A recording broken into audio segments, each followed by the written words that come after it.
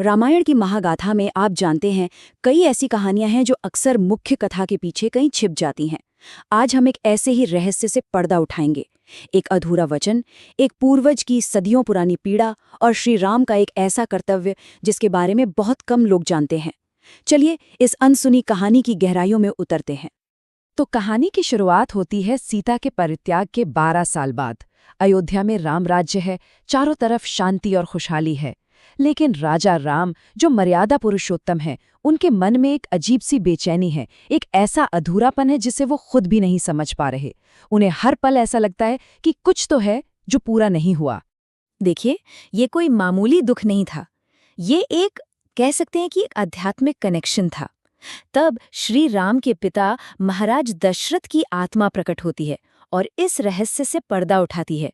वो बताते हैं कि राम की जो पीड़ा है ये असल में उनकी अपनी नहीं, बल्कि उनके ही एक पूर्वज की है जो बहुत कष्ट में है और मुक्ति का इंतजार कर रहे हैं। तो इस पीड़ा का स्रोत क्या था? ये था राजा का दुख, और ये दुख था उनके पूर्वज राजा मांधाता का। हमें पता चलता है कि राम की इस बेचैनी का कारण कोई और नहीं बल्कि सूर्य वंश के ही एक महान प्रतापी राजा थे, जिनका सदियों पुराना कष्ट राम के आज को प्रभावित कर रहा था। अब यहाँ सबसे हैरान करने वाली बात तो ये थी कि राजा मांधाता स्वर्ग जाने के पूरे अधिकारी थे। उन्होंने इतने पुण्य कर्म किए थे कि स्वर्ग के दरवाजे उनके लिए खुले थे। फिर भी उनकी आत्मा पृथ्वी और स्वर्ग के बीच में फंसी हुई थी, अटकी हुई थी। क्यों? क्योंकि उनका एक काम, एक वचन अधूरा रह गया था। तो अब हम जानेंगे उस अधूरे वचन के बारे में। आखिर वो अधूरा काम क्या था?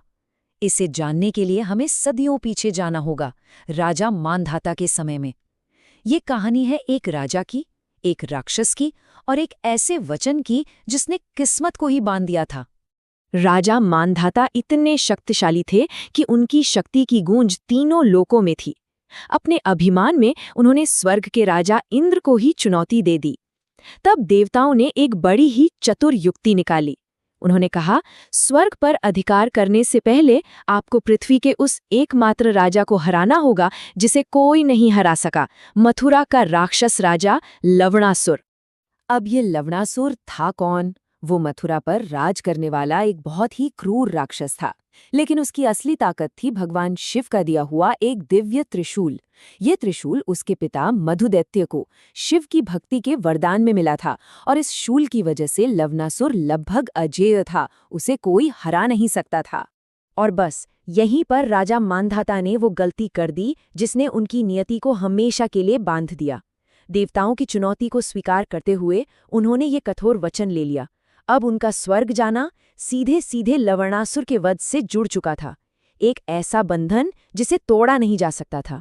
युद्ध तो हुआ, लेकिन नतीजा बहुत दुखद था।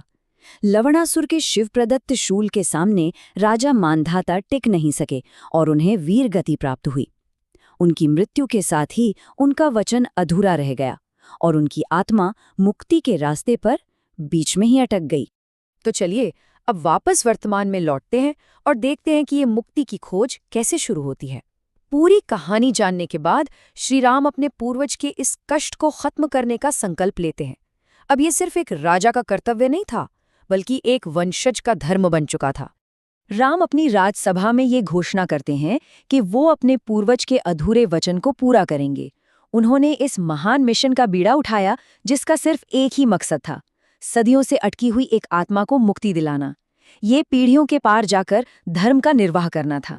तो इस महान मिशन के लिए एक बड़ी सटीक योजना बनी। भरत के सुझाव पर सबसे छोटे भाई शत्रुघ्न ने नेतृत्व का भार संभाला।